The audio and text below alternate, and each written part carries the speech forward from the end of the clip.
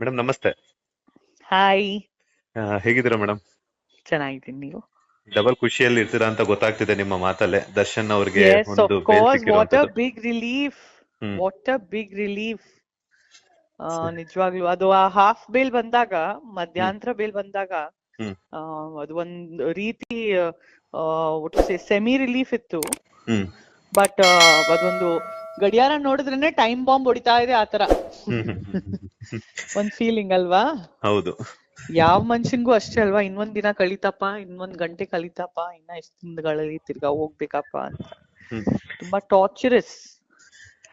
But ಈಗ full bale ಸಿಕ್ಕಿದೆ, ತುಂಬಾ ಖುಷಿ ಆಗ್ತದೆ. ಸತ್ಯ ಗೆಲ್ಲತ್ತೆ ಕೊನೆಗೂ. ಹ್ಮ್ ಹ್ಮ್ ಹ್ಮ್ ಹ್ಮ್ ಏನೇ ಇದ್ರು it has to be supported by technical evidence. Hmm. ಈಗ ಅಂಡ್ ಹೈ ಪ್ರೊಫೈಲ್ ಕೇಸಸ್ಗೆ ಯಾವಾಗ್ಲೂ ಹೈಕೋರ್ಟ್ ಅಲ್ಲೇ ಬೇಲ್ ಆಗೋದು ಓಕೆ. ಅಂತ ನನ್ನ ಅನುಭವದಲ್ಲಿ ನನಗೆ ಅನಿಸ್ತಾ ಇದೆ. Hmm not only any or every high profile case ನೀವು ತಗೊಳ್ಳಿ, ಸೆಲೆಬ್ರಿಟೀಸ್ ಇನ್ವಾಲ್ವ್ ಇರೋದು, ಹ್ಮ್ ಹ್ಮ್ 99% ಹೈಕೋರ್ಟ್ ಅಥವಾ ಸುಪ್ರೀಂ ಕೋರ್ಟ್ ಅಲ್ಲಿ ಬೇಲ್ ಆಗೋದು.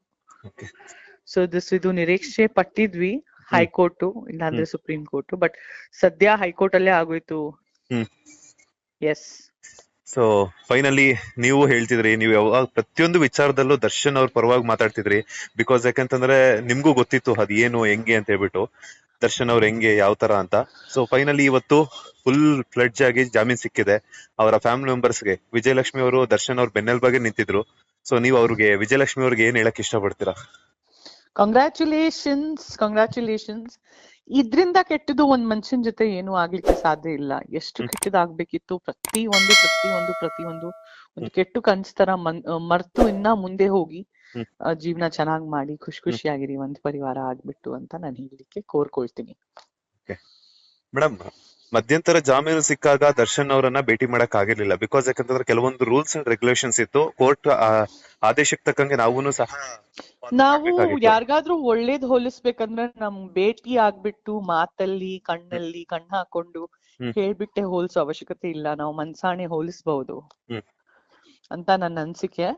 And plus of course yes, ಮಧ್ಯಂತರ ಬೇಲ್ ಸಿಕ್ಕಿತ್ತು. ಅದು already stressful situation, stressful bail conditions, stressful health conditions. ಅದೊಂದ್ ಭೇಟಿ ಆಗೋ ಸಮಯ ಅಲ್ವೇ ಅಲ್ಲ. ಪ್ರತಿಯೊಂದು ಕಾರ್ಯಕ್ಕೂ ಒಂದು ಸಮಯ ಅಂತ ಬರುತ್ತೆ. ಸೊ ಖಂಡಿತ ಮುಂದಿನ ದಿನಗಳಲ್ಲಿ ಅವ್ರು ಸ್ವಲ್ಪ ಚೆನ್ನಾಗಿ ವಾಸಿಯಾಗಿ ಸ್ಟ್ರಾಂಗ್ ಆದ್ರೆ ನನ್ ಗಂಡನ್ ಜೊತೆ, ನನ್ ಮಗನ್ ಜೊತೆ ಹೋಗ್ಬಿಟ್ಟು ನಾನು ಖಂಡಿತ ಭೇಟಿ ಆಗ್ತೀನಿ. ಫ್ಯಾನ್ಸ್ ಏನ್ ಹೇಳಕ್ ಇಷ್ಟಪಡ್ತೀರಾ ಮೇಡಮ್? ಕಂಗ್ರ್ಯಾಚುಲೇಷನ್ಸ್, ಮಜಾ ಮಾಡಿ, ಡಬಲ್ ನ್ಯೂ ಇಯರ್ ಎಲ್ಲರಿಗೂ.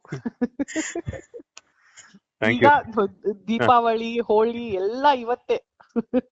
ನೀವ್ ಹೇಳ್ದಂಗೆ ಮಜಾ ಮಾಡಿ ಡಬಲ್ ನ್ಯೂ ಇಯರ್ ಅಂತ ಹೇಳ್ತಿದ್ರಿ. ಲಾಸ್ಟ್ ಟೈಮ್ ಮಧ್ಯಂತರ ಜಾಮೀನು ಸಿಕ್ಕಾಗ ದೀಪಾವಳಿ ಹಬ್ಬ ಸೆಲೆಬ್ರೇಟ್ ಮಾಡಿದ್ರು, ಈಗ ನ್ಯೂ ಇಯರ್ ಸೆಲೆಬ್ರೇಟ್ ಮಾಡ್ತಿದ್ದಾರೆ. ಅದ್ರ ಜೊತೆಗೆ ದರ್ಶನ್ ಅವರು ದಿನಾ new year, year ending party plus ಹೊಸ ವರ್ಷ. ಇಲ್ಲ, ಇದು ಅಂದ್ರೆ ಪ್ರೀ ಪಾರ್ಟಿ. ಬಟ್ ಸೇಫ್ ಆಗಿರಿ ಎಲ್ಲ ಫ್ಯಾನ್ಸ್. ಆಕ್ರೋಶ ಅನ್ನೋದು ಮನುಷ್ಯರಿಗೆ ಇರಬಾರ್ದು. ಈ ಒಂದು ಕೇಸ್ ನೋಡಿದ್ರೆ ಯಾರು ಆಕ್ರೋಶ ಪಟ್ಟು ಇದೆಲ್ಲ ಮಾಡಿದ್ದಾರೆ.